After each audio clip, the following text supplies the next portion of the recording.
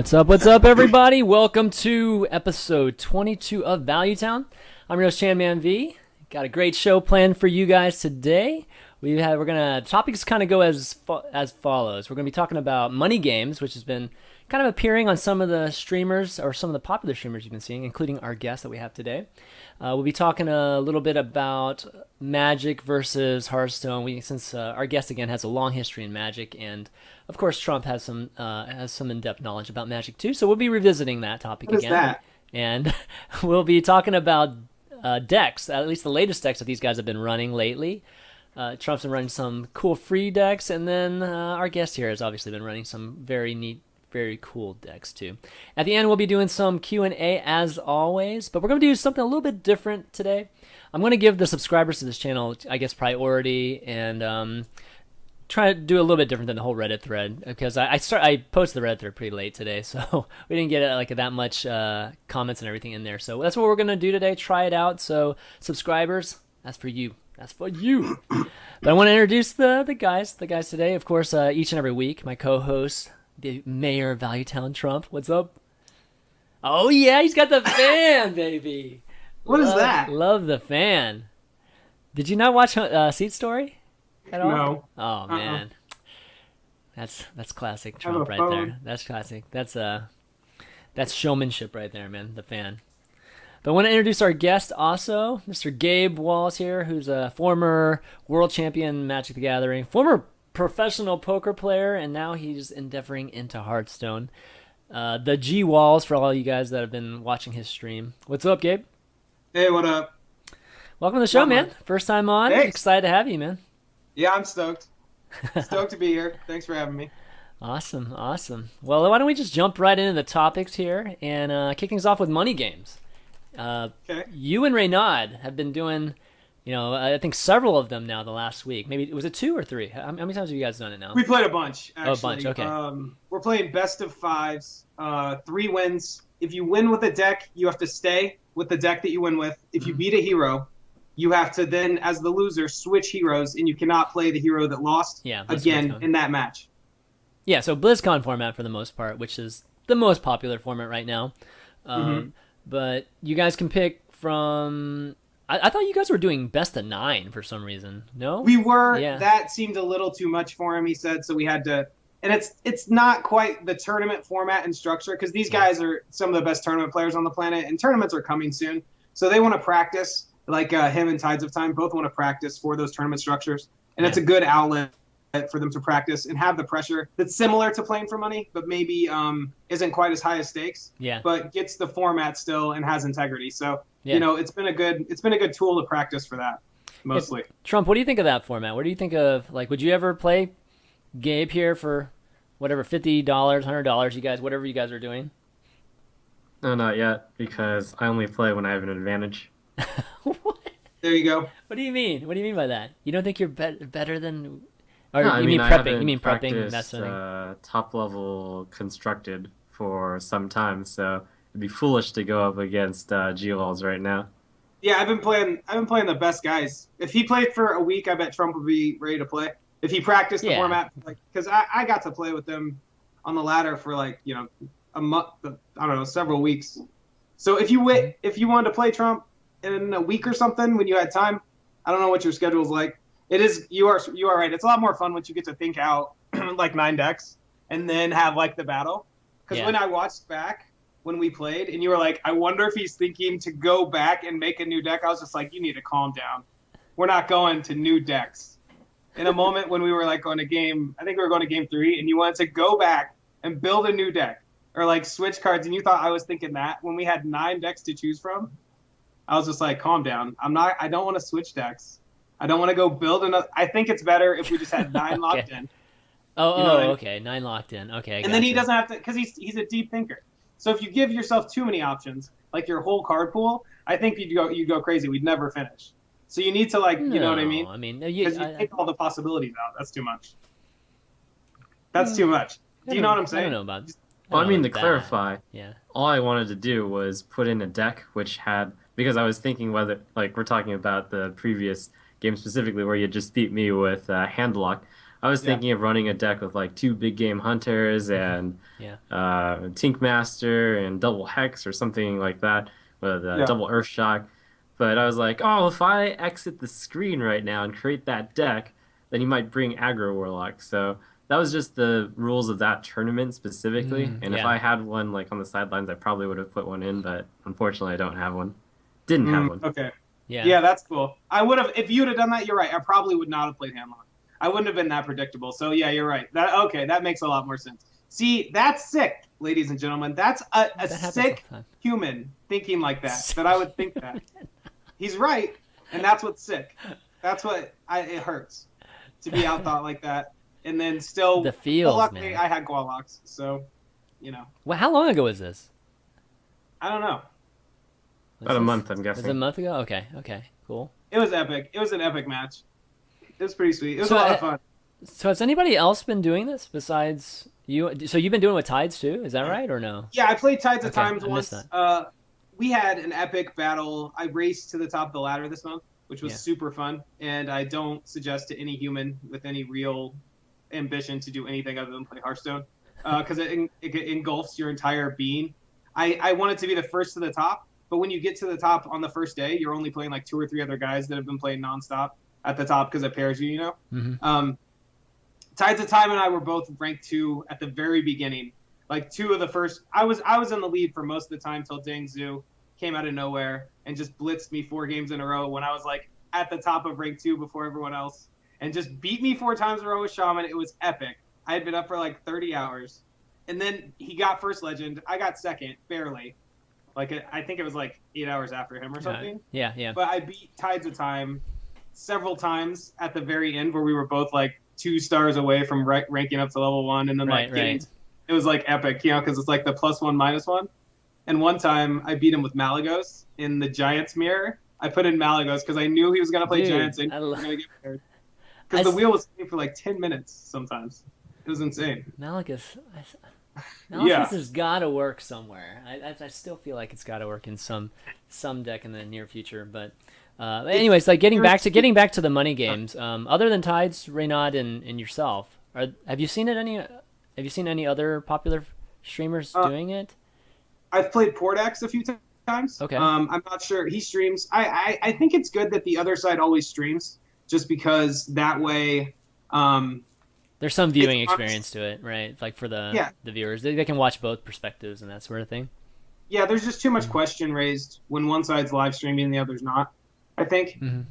And that raises the problem with online integrity. And I think if we want to have like a group of people that have integrity as like a playing body, that we don't want money matches happening without both sides being streaming. I think just for now, until there's like within Hearthstone, until they have something built for us. I don't know. That's what I think. Yeah, and I mean that's probably coming in the near future. At least the obs mode. So Trump, what do you think about just this in general? Maybe not so much yourself participating in it, but uh, just streamers. I guess playing for money. That I guess that's the simplest way to put it. Yeah, I mean, nothing wrong with that. Yeah. The inclusion of money always makes people want to try harder, and that's good because when you have something on the line, you breathe a little harder, you think a little more. Yeah. Your decisions are a bit more, sometimes they're a bit more safe. Sometimes you don't want to take that risk because, like, oh man, I'm going to lose money if I fail. So it pushes you to play at a higher level, I think. So that's Yeah. good. That's cool. All right, so why don't we move on? Why don't we talk a little bit about Magic and Hearthstone? And I'm going to actually let Trump lead this off, Gabe, because since I know you're probably gonna have a lot to say on this subject. But now that you've played Hearthstone for months now, Trump, and again, you played Magic for quite a bit in the past too. What are the biggest things that you notice? Plus, I guess positives and negatives about Hearthstone versus Magic. Well, the first 2 months ish after Hearthstone, and I mostly still hold these views. I thought Hearthstone was far superior to the game than Magic, Wow. Okay. because it had a few mechanics over Magic, and I also come speaking from Magic: The Gathering Online a little as an experience, whose interface is really clunky. But let's talk about Magic versus Hearthstone. So Magic, I found that oftentimes you would outright lose at the beginning due to this mulligan system, which is where the term, I believe, comes from that game. Is since the cost of mulliganing is so high in Magic the Gathering, where you will actually lose a card and then you can keep mulliganing, but you keep losing a card each turn, which is a lot. With Hearthstone, you have this cool system where you can keep and hold cards, and to smooth out the mana curve, you also have, well, I mean, you're guaranteed a mana each turn. I also don't like the Magic concept of land. It facilitates this color wheel, which is really cool. Um, but sometimes you just get screwed because, and that goes with mulliganing as well. Sometimes you get all these useless lands. You get too many. Sometimes you don't get enough, and then you can't do anything. So that's another system I like Hearthstone over. Plus, they have the hero ability, which lets you do stuff even if you have like all high cost cards. So those are the pros of Hearthstone over Magic. Magic has been built up over the years. I think almost 2 decades, if not over 2 decades now. Yeah, Uh, it's almost, 94. yeah, 94. It's 2 decades actually, yeah, exactly. exactly too.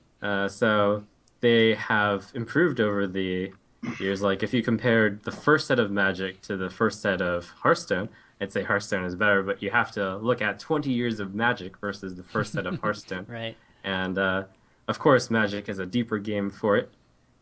So Okay. Magic has that going for it. So that's my general thoughts. Okay.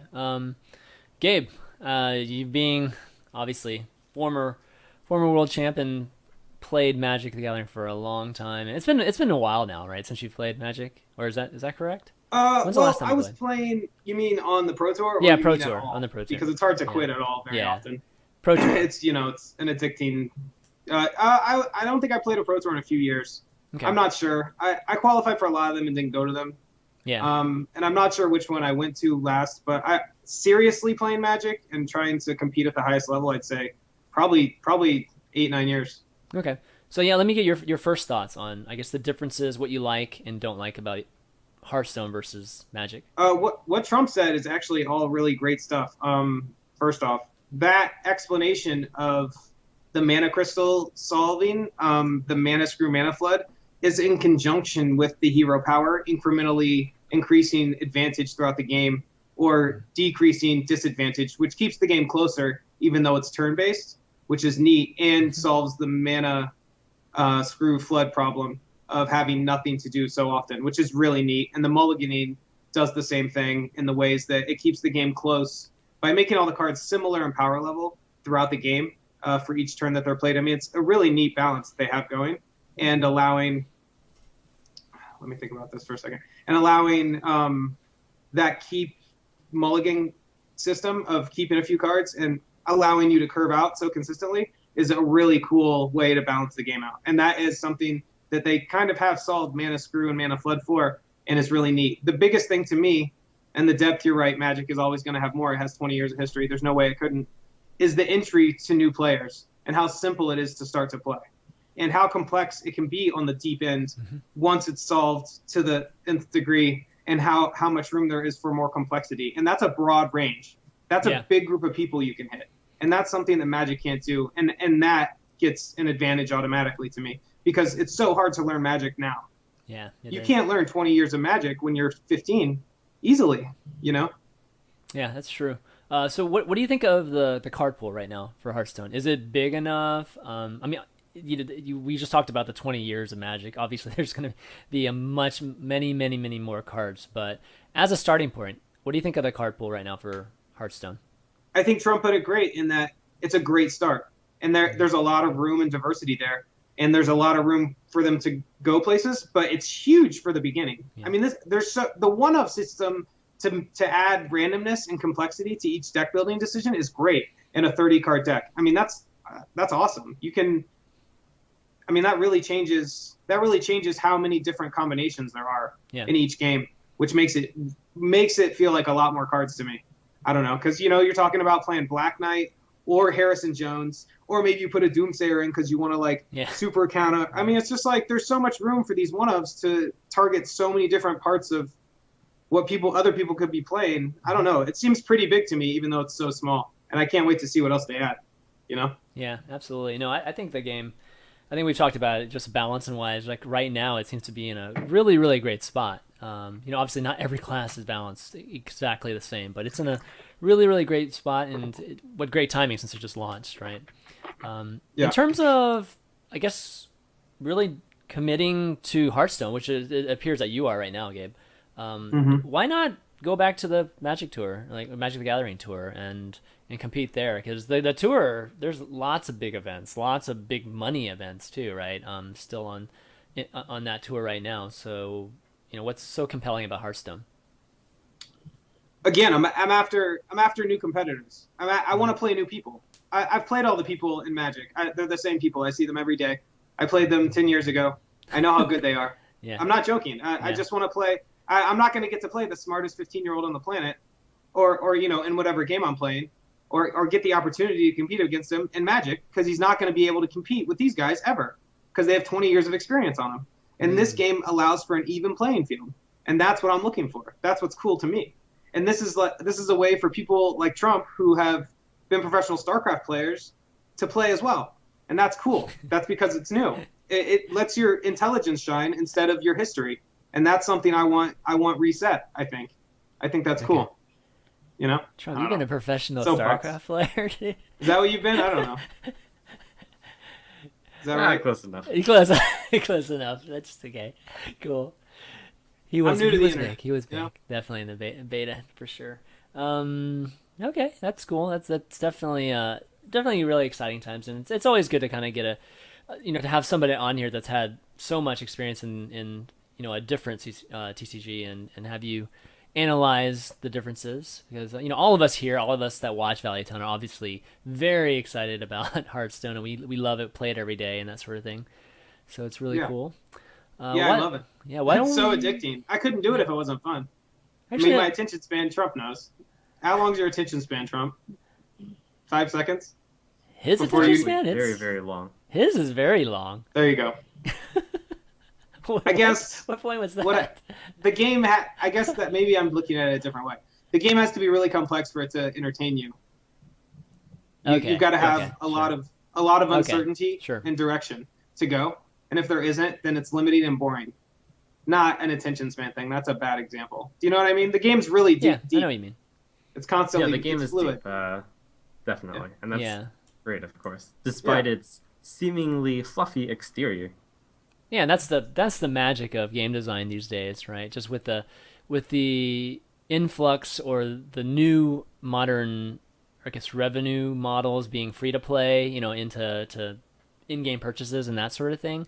Appealing to the casuals is such a huge part, I think, for game designers now, and being able to add the element of it being very complex at the highest of the levels is that's like the magic place you want to be for a game developer. So the Hearthstone, it's looking like it is achieving that right now, and that's like really really amazing, and really makes me excited.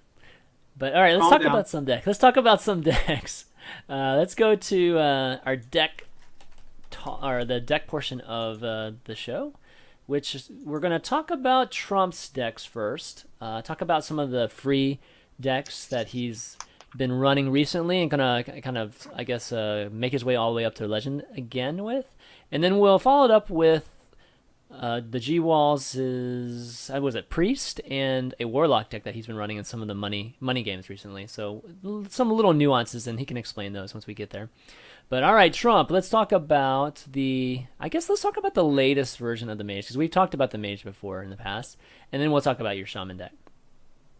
Is this the same Mage or no? This is a different Mage. So what are we right? talking about? The mage deck first? Yeah, we're gonna talk about the Mage deck.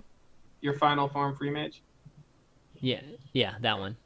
So little differences, I think. Well, for one, you have a lot more legend. Well, you have a few more legendaries in this one than you did in the past. So why don't you explain the whole free thing again, so everybody Okay, understands it? so on the mage one, well, this is Yeah, obviously not a free deck on the left. The mage yeah. deck, this was the starting point. Actually, this wasn't the starting point I had. I had basically a mage deck with a higher mana curve, and I was playing that, and then I decided to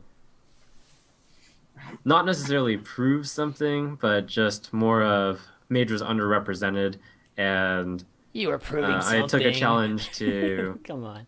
play on a new account with the Mage to just represent my favorite class. Yeah. And through a bit of tweaking and experimentation, I finally came upon adding Argent Squire in to help defend against rush decks, Mhm. and let's see, and then just the right balance of defense versus late game. This deck on the left is what it would look like with legendaries added, with the notable thing that I would get rid of Nat Pagel for a second Acolyte of Pain as well. Okay. Yeah, so let's talk about some of the specific cards. And Gabe, you can jump in whenever you want, but I'll start it off. So, acidic swamp ooze. We've been seeing.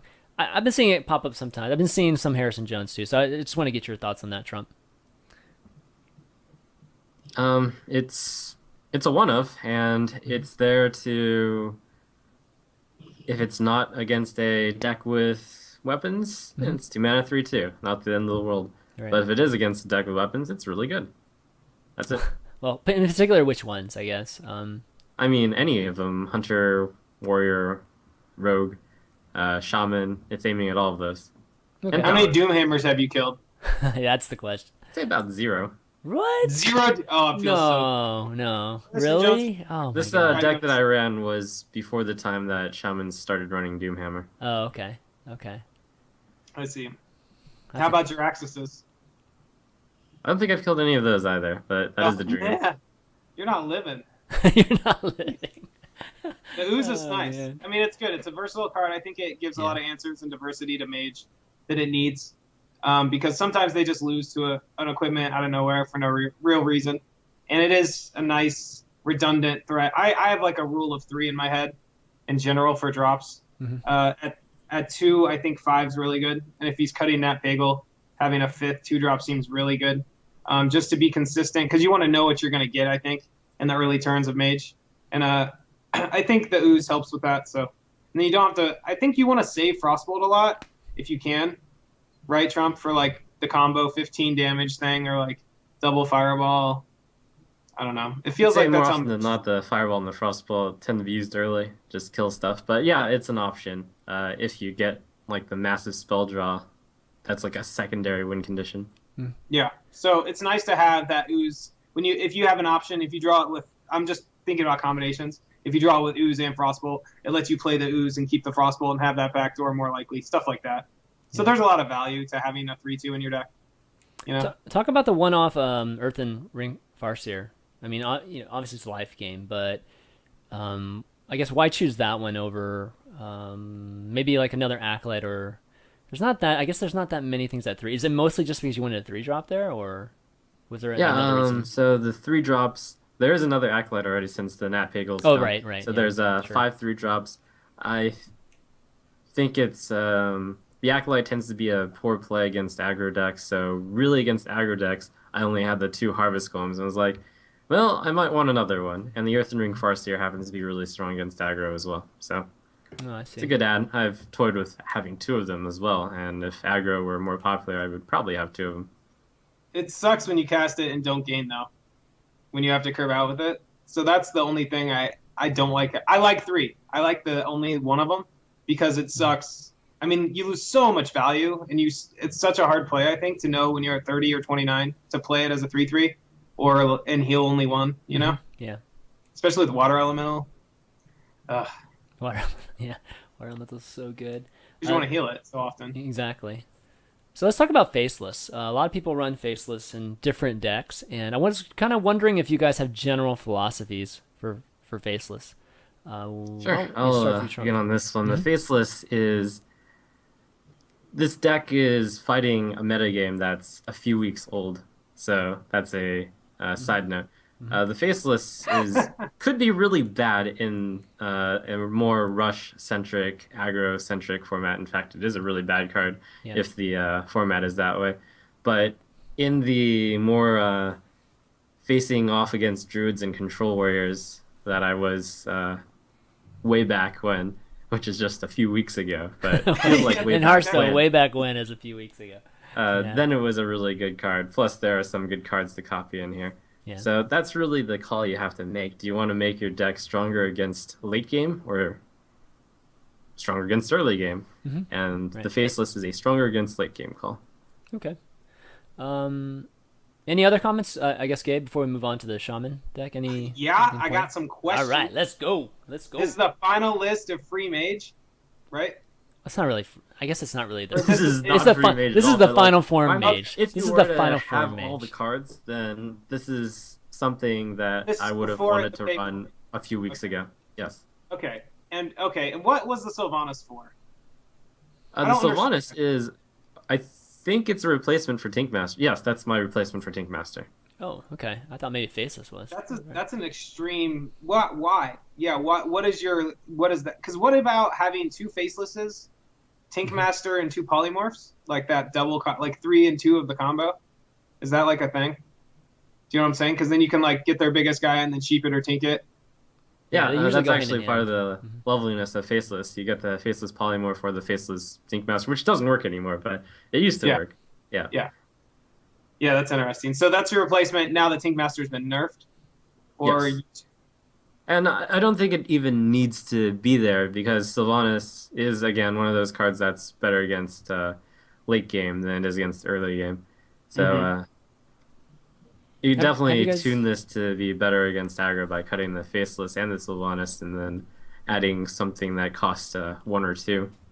I love the faceless. I was thinking about going crazy as your like answer to control, just having when Tinkmaster was still good. I mean, just having Tinkmaster and two sheep and then two facelesses and having that as your late game plan rather than playing late game cards and then like Yeah. super curving low to beat aggro. I don't know. I was thinking something like that. Yeah. That might be too I extreme. was also thinking of something like that, No, and I was I've like, seen wait, some of that why don't before. just play Priest then? Exactly. Mm. I've seen priest decks exactly like that. Mm. Dot steel baby too, and Yeah. Man, Thought Steal's so much fun. exactly. Oh, that's a thing. A magic difference. You can have your opponent's cards in your hand. Do you know what kind of power that feels like? You can never do Oh, that. you in can't do Magic. that in MTG? Okay, I didn't It's know that. so much fun. Play it, beating your opponent with their cards. Are you kidding me? That's so much fun. You're like, take your two cards, cast them, and beat Gore Howling. Someone that had Gore Howl. They thought the value switch in the game when you thought steal a Gore Howl and start killing armor smiths with it. That they thought they had the game like locked up value wise, and you just start Gore Howling them. It's like, wow, that's such a switch. Well, it just creates this, this additional permutation that isn't. I mean, for priests, it creates all these combinations of things that you can do now. But the unpredictableness of it is what balances it out, right? Otherwise, Yeah. the priest would be amazing class. Um, Yeah. so in terms of Sylvanas, are you guys seeing it a lot more now? Because I think a lot of people's knee-jerk reaction to Tink was, "Oh, okay, time to bring Sylvanas back into the metagame now." Gabe, Certainly been seeing a lot more 6-drop legendaries. well, Blood Hoof has yeah, there's a been ton. he was played a lot, but he's moved up a lot in the rankings of legendaries. And I've been seeing a lot more Sylvanases and actually a lot more Baron Geddons and Ragnaroses. Mhm. That curve has become pretty prevalent.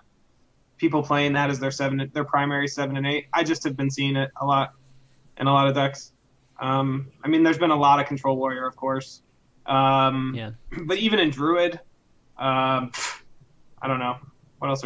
I mean, Paladin does it. It's like pretty powerful combination now when you can't Tinkmaster Baron Geddon and you only have one big game hunter, to lead with that and then go into Ragnaros. So I don't know. It's been pretty interesting. Yeah, speaking of big Those- game hunters, those mainly. we're starting to see like definitely more big game hunters popping up, and even like the standard druid deck, I've even seen like the double big game hunter even being run in some of them. So Yeah. that's another one that's starting to pop up again, which is definitely a good answer to things like handlock and control warrior and decks like that. But okay, let's move on to the shaman deck, Trump, and this shaman deck is the free one, right? Yes, this. Oh, I think actually, this mage deck is sweet, by the way. yeah. I think it's sweet. Yeah, This this is this not only shaman is the the free free one, it's a super free one since I have only played about 4 hours on that account. Really? Oh my goodness. Okay. All right. So let's explain the free thing again, because some people are saying, well, there's some rares in here and stuff like that. So why don't you explain it one more time? All right, so my definition of free is, and I take it to the extreme because I create a new account for these type of things, and whatever you open in packs is open game. Although I had considered like, oh, if I open a legendary, I might have to restart or something since that's way too much. But Right. anyways, uh, you can use those. Certainly, there's a crafting system. There's some nice bonuses that Hearthstone gives you when you're just starting out. So you can see like this deck, even though it's only a few hours of play and no money invested, has quite a few of the That's really common cool. cards and some rares already. And it hasn't even taken advantage of all of the freebies yet. Um, So have you I'd have say so far 4 packs have been opened, maybe 5. wow. Have you made a guide? I didn't look at that page really closely. Is that page a guide to step by step streamlined way of making, I guess, the most optimal free deck? I mean, because one thing it's there's one thing to actually just look at the deck and try to copy it, but the actual process of getting there, right? A lot of people always ask, like, I just started Hearthstone, like, what should I do? Like, what are the first things I should do? Maybe from an optimal standpoint. Have you made a guide like that yet, Trump? No, I haven't, but That's a good idea. That's a probably good the one, best way to man. do it is just It's a play good one. against all the basic AI once and then win against all the expert AI once. Yeah. Then you get a lot of the freebies, and then you can like enter a funsies arena, um, just play a few casual games. That's about it. Okay. That's yeah. Okay. Yeah, I was thinking more along the lines of even as you're kind of leveling up through all the classes, like which cards have the most power, and then like once you free up those, then you add these to the deck, and then it's kind of a progressive type of thing. But I want yeah, to know how you got a that'd be lightning cool. storm, a feral spirit, two That's hexes, right, exactly. two flame tongue totems. You really are blessed, aren't you? Two flame tongue totems, two rock biter weapons. He's only 4 hours in. You're treated like royalty already. This deck's good. Okay, the Rock Biters. I think that card is free. The It's rock part of the biters, shaman stuff yeah, that they give you for rock free. biters So is free. the Flame Tongue, I believe. So is the Fire Elemental, and Jeez, so is yeah, the okay. Hex. And then you both Shaman hexes, good, man. Shaman good. Yeah, the Hexes lightning they give you for storm, free for being a shaman. two unbound elementals. You said those. I don't know. This deck looks good. I Lightning don't know. I lightning think storms are rare, right? Lightning Storm is a rare. Like Mm. the only cards that I've actually crafted so far are a Feral Spirit, a Lightning Storm, and a Stormforged Axe. I think that's it. Oh, and one Azure Drake. so. You made the lightning storm before you made the second feral spirit. That Yes. Second was your feral spirit. decision, There's right? only one feral spirit, right?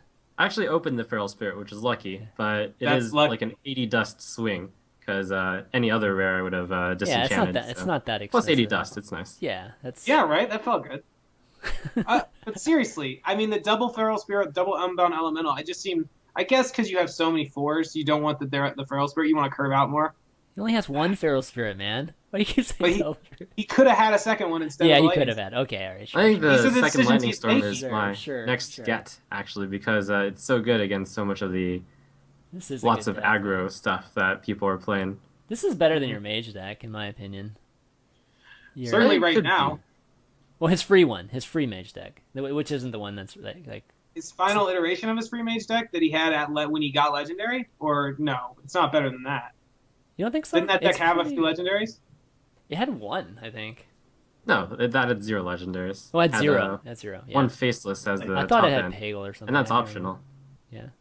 Wow, Yeah. So I think this this deck is is actually good. better. I mean, two fire elementals by itself. That's like that's in I addition. think That's a a pretty Wind Fury additional great would be really power good. there in this class. One Wind Fury would be really. I think you get a lot of free wins out of that thing. Windfury's free, right? Because I think a lot of Windfury's people free, either play right? Alakir, Doomhammer, or Wind Fury, but Wind Fury's the worst one, I think. But because it's just not a value card, and a lot of the games are a lot of value now because there's so much control. Yeah. So people are playing Alakir and Doomhammer more. But you could play Wind Fury and have like the same card basically. I don't know.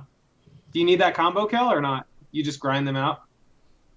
Yeah, I mean, I tend to try to grind them out as the philosophy with this one, as well as the free to play mage. Okay, and Mm-hmm. just to clarify, as you're going and as you're, I guess, building up gold through quests and playing games, you'll swap out cards, right? I mean, that's why there's a final form Yeah. and that sort of thing, right? Okay, Like when very this cool. This began, it is was I just jumped right into ranked with like a new account, so yeah, it didn't Yeah. this is have good. any of the rares or any of the basic cards. Yeah, And this through playing is on it, you get like a few gold here and there for the daily quests, through the freebies, and just keep switching better cards in. gotcha. That's the loveliness of starting on Hearthstone. It's a cool experience because you get that experience of opening packs and having it matter. And it's like, oh man, I opened an Earth Shock. I'm gonna put that in my deck. It's amazing. So good. It's the most Jesse's doing it common right now. experience. You know what I mean? Like I think these things that you've been doing with the free decks is probably what the majority of the players in Hearthstone are going to be experiencing, and that's why I think people are going to get the most out of this type of process, and documenting it and that sort of thing. It's really really cool.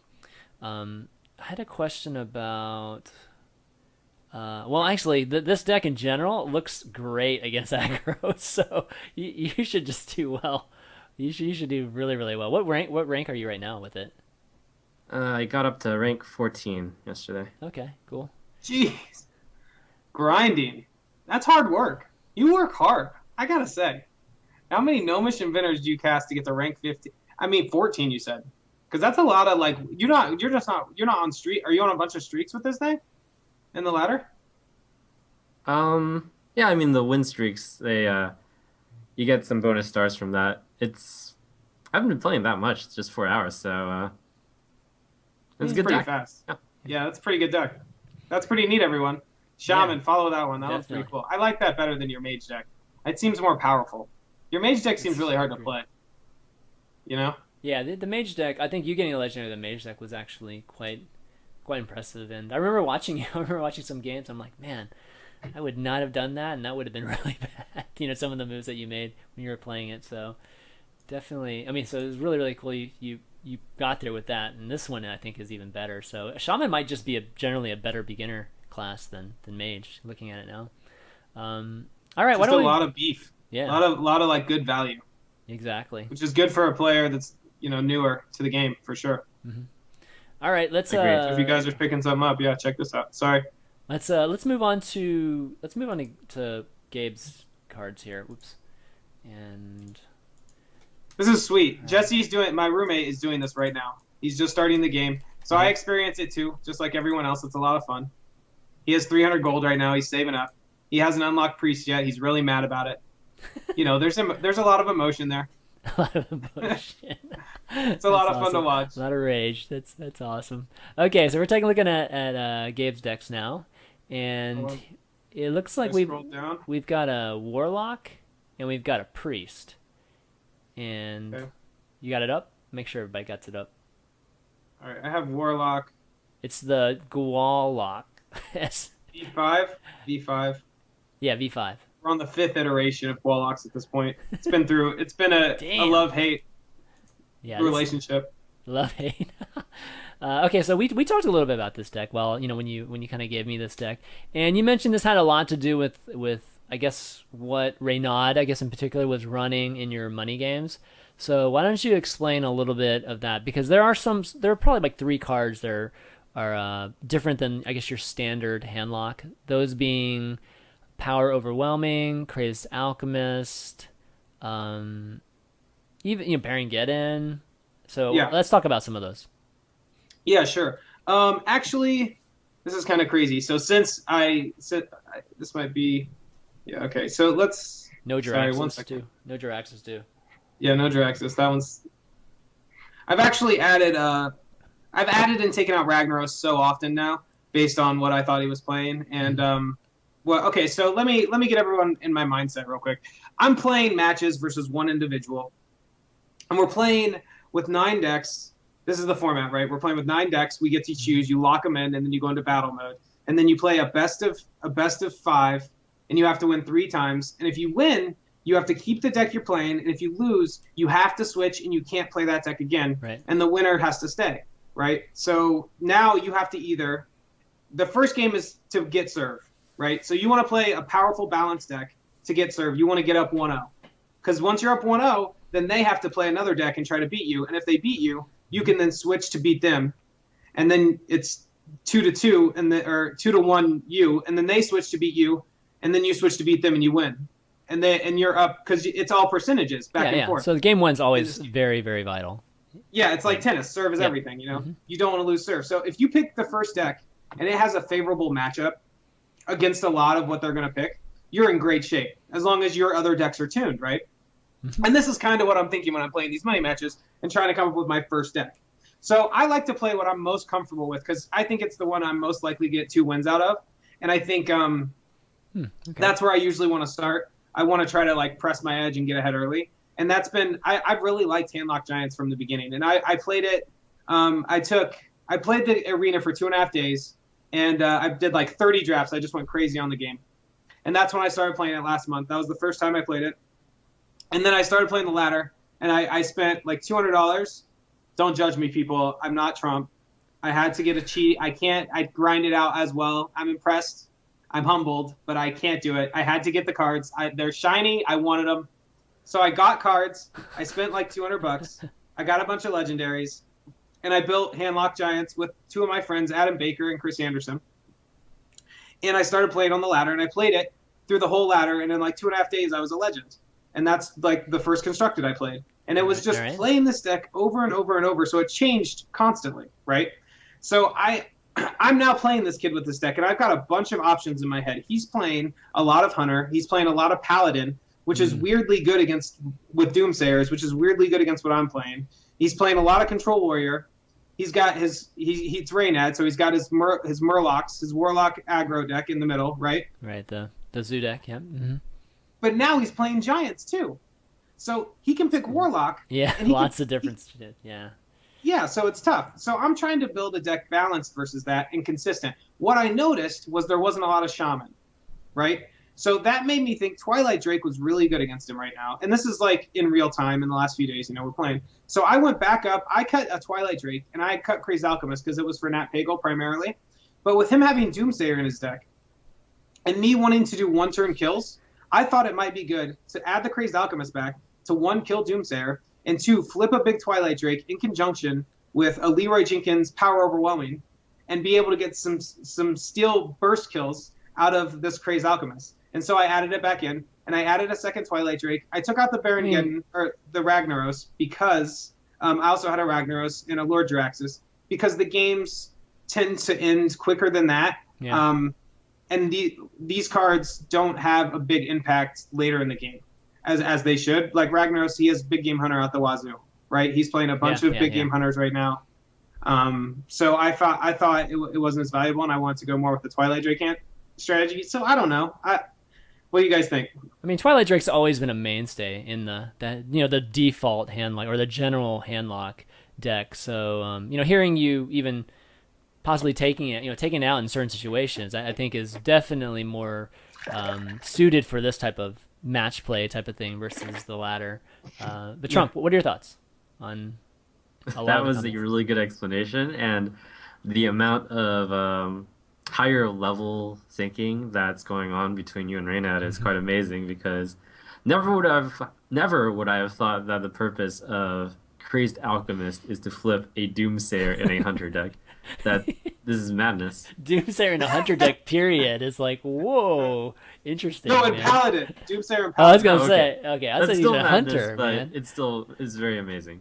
I don't think he's played Doomsayer and Hunter yet, but he's not that far. This kid moves around. Yeah, Reynad tries everything. Yeah. I thought I pinned him. I thought I had him in like Beatdown Warrior, Hunter, Murloc, aggro, like bad iterations of other control decks in a corner, and I was like beating him down in like our matches, And he just like moved over into Paladin, and I'm just like, what is going on? Doomsayer equality, and all my decks are built to beat like Murloc aggro, and he squeaked out some percentages. He won some flips.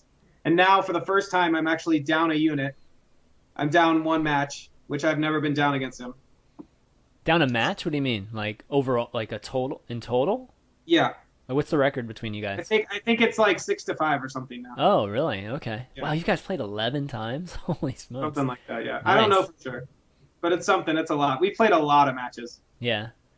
Yeah. Oh, that's cool. That's pretty fun. Creating a rivalry. Yeah, it's a lot of fun. Yeah. What? creating a rivalry. That's just fun. Yeah. It's just competition. Like playing Trump was a lot of fun. He's doing the same thing, but we don't know each other that well, so we're not like going crazy. But he's just like thinking of extreme overreactions and wishing he had him in his range. Yeah. He's like, I want 2 Earth Shocks, 7 Lightning Bolts, 14 Hexes. I want 3 Tink Masters. And I'm gonna kill your giant. And then I'm gonna be like, well, all right. I guess let's talk about one thing that's not in the deck that I think generally people have always, I don't know, at least recently has really thought that should be in at least this handlock deck is Jiraxis. You do have Alexstrasza, which has, half of the effect of Jiraxis, but, Alexstrasza has the ability to damage too. Talk to me about the decision not to have Jiraxis and maybe why you have Alexstrasza versus Jiraxis. So people have played a lot better as this month has gone by against Handlock over time. They're getting significantly better. Mountain Giant and Molten Giant are much easier to play against now. They often have an answer to Mountain Giant. They manipulate your life total. Yeah. Don't attack when you're at 16 so often to make sure you can't get an efficient turn and things like that. So the more dead cards that I added to my deck at the top end of my curve, the less likely it was that I was drawing good combinations against all those beatdown decks that I had to draw all my early game against early and not tap too much to be able to win. And I would fill my hand up with Mountain Giants, Jiraxises, Alexstrazzas, and I was playing Ragnaros for a while, and I'm playing Baron, getting 2 Siphon Souls. There's a lot of high-end costs that if you draw too many of, you just can't accomplish trading, which is all you really want to do against those early mid-range decks. And I had to make a cut. I had to make like some tough decisions, and I felt like Jiraxis was the one doing the least when I was playing Baron Geddon, and the way people were playing against my life total. I wasn't able to use it as such a good resource and get down to like 5 and 3 anymore as I was before, and then get like 12 life out of it and equipment attack. That was way different in a big swing. But now it's like you're at 14. I know you have Alexstrasza and Jiraxis in your deck. I know not to put you at 8 and let you gain a bunch and get value. And, so it's a lot different. Yeah. And so it's just worse, I think, now. That's all. It's definitely more of a passive play, Jiraxis versus, let's say Alex, where you throw down that 8/8 on the board, so you have presence, right? That's interesting. Trump, any comments on the Warlock, and we can move on to the Priest. Any last comments on the Warlock? Anything? Would I be accurate, Gabe, and you would not run this particular handlock version on the ladder? Okay. Right. I wouldn't. You definitely not. I don't think I'd ever play 2 Twilight Drakes on the ladder. I think Really? Shaman's Wow. it's such a bad forced play against Shaman that it changes the percentages a lot. And you're right. I don't think I wouldn't play Crazed Alchemist, for example. I would play the burst damage though. And I twisted a Canadian pro who's trying to beat Savjij in 3-2 in the tournament yesterday. I don't know. He's won several tournaments. He's the one that brought this to my attention. He beat me in a tournament with it. And the combination is so good. Leroy Jenkins, power overwhelming it, and then facelessing it for 20. Yeah. And then only having to risk 1 Soulfire so often instead of having to take the other 14% of sometimes discarding or the same double Soulfire kill at the end. It's been really good. And it also works well with I think I'd play a second Shadow Flame, Trump. I don't think I'd play the Crazed Alchemist. Let's rewind a little bit back to the Twilight Drake comment. Against the Shaman, for sure, it's like not a good card, right? Against Shaman because of Earthshock. But Shaman's not crazy popular right now in ladder, and I think, correct me if I'm wrong, I think Twilight Drake's pretty good against every other class. Is that not right? I mean, yeah, that's right. Certainly, I just think your percentages against the field are really good, and the one with this many giants because you can so aggressively life tap against so many of those decks, and I don't think against Hunter. Okay, I don't think against Hunter it increases your win percentage enough to warrant the slot over something that's better against all those other decks. I just want another card that's good against Shaman and good against the field. And I think Twilight Drake is the worst. I don't know. Okay. Yeah, maybe Trump, it's too much. What do you think about Twilight Drake? In his comments? I'd run it. I think it's really strong against non-shamans, and I think shamans aren't enough of the field. Yeah, if you can get it taunted, with either Sun Fury or even Argus, and it just lives a turn, right? And then you get the option to do those. It's crazy good against the the aggro decks typically, but I kind of see what you mean though. You could replace it with something more, I guess, direct removal or something in that regard. I That's just hate interesting. doing more to it and then it getting silenced. It's like one of my Yeah, worst feelings. Do you know what I yeah. mean? Silence isn't huge though right now. It's like what Yeah. keepers, earth shocks. That's about it, right? Keepers. Yeah, I guess. And I then, mean, well, Iron Beak Owl's in a lot of the hunter decks, well, it's in the and they have handlock hunter. too. Hunter's Mark is like In the silencing it. yeah, okay, all right. So they have like three answers. You know, Yeah. kinda. And silence doesn't do anything to the 8/8s unless you taunt them. But I don't know. I haven't played that many games really. It's mostly theory. Okay, let's move on to the priest and getting a general look at it. Trump, I'm gonna get your opinion on it first before Gabe explains it. It's got a lot of goodies in it. I guess that's kind of a general comment about priest. I actually really like the priest deck, even though it can be hard to win with it sometimes. But I have the most fun playing the priest deck these days. So what are your thoughts just looking at it, Trump? Just first glance at it. Man, I've tried to build a priest deck forever, and then it keeps coming back to me that, oh man, I'm just gonna die against aggro of any kind, zoo, hunters, whatever. I look at this deck, and I'm like, oh my gosh, this deck's just gonna die to aggro. So I hate this deck. Uh, that's my initial thoughts. That'd be really be awesome. Okay. Um, Comments on that, I'm hurt. Gabe? I'm hurt. Okay, so this deck is not good against aggro. For the record, Yes. this deck I did beat Hunter. I did beat Hunter. I did beat Reynad when he was playing Hunter with us. Or I think I think I beat someone in a money match when they played Hunter with this priest deck. Wow. You can get a okay. draw. It is an outlier.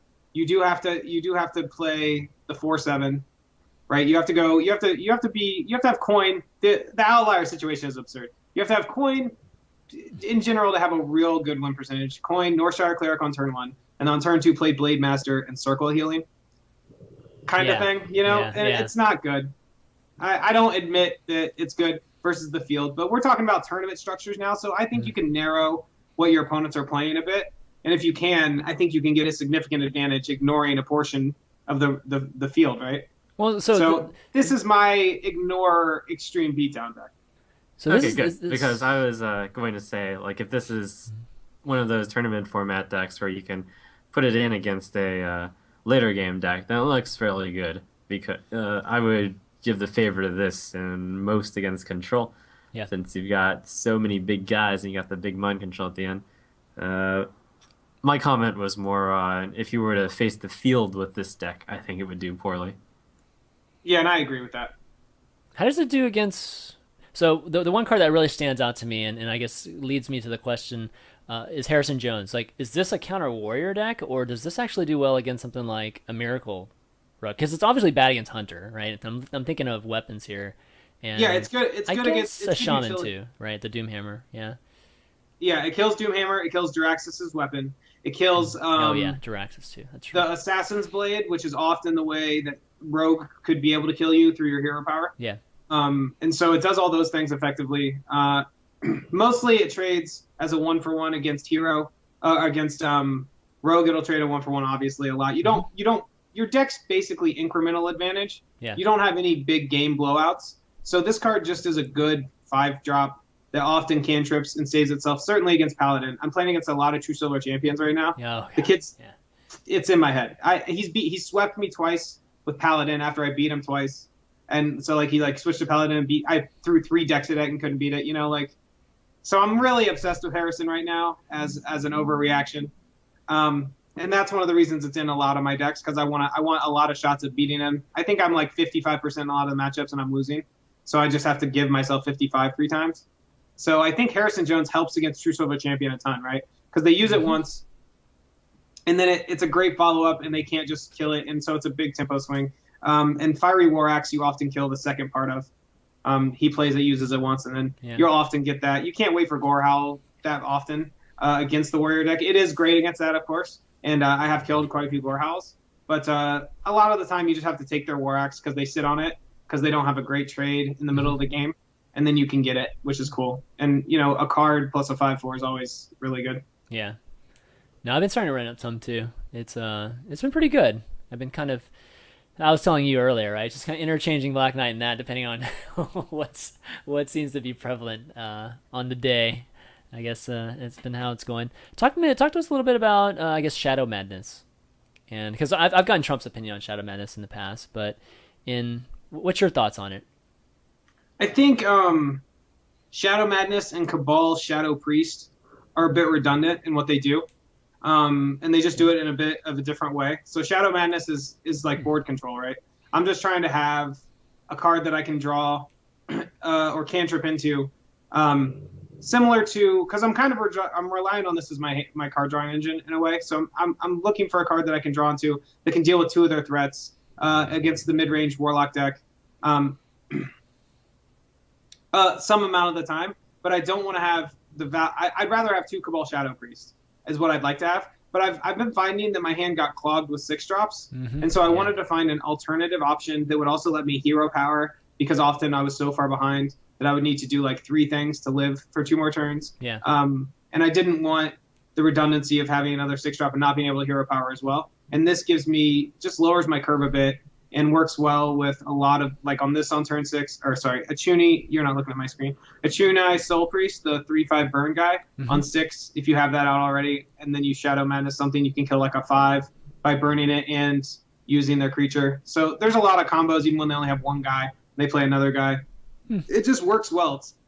It's a balanced tool that's hard to play around. And you don't want to get too predictable, I think is one of the things you want to make sure of in this format. You don't want to end up, it's different than Magic where you're just trying to streamline your strategy a lot of the time. Like if you're combo, you just want to set up your combo. You want to like do the minimum to live and set up your combo.